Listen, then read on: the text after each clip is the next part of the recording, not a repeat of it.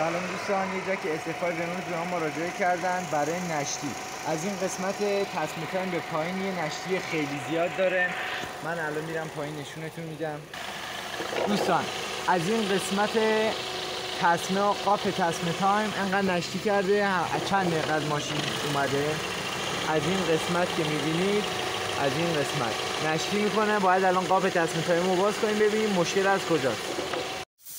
دوستان برای اینکه نشتی رو پیدا کنیم اول باید قشنگ قسمت تصمیم تایم رو با باد بنزین تمیز کنیم.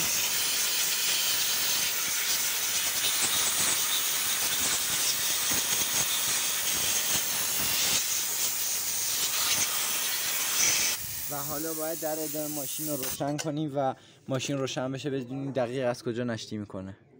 الان این قسمت رو شستیم و ماشین رو روشن کردیم، ماشین کار کنه ببینیم از کدوم قسمت نشتی میکنه ماشین.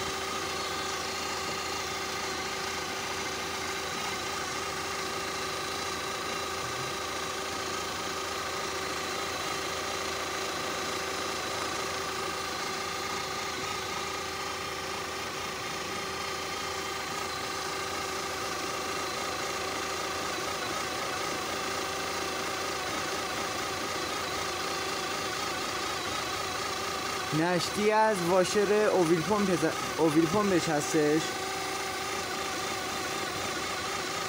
و حالا خودرو یکم بیشتر کار کنه ببینیم دقیق از کجا نشتی میکنه.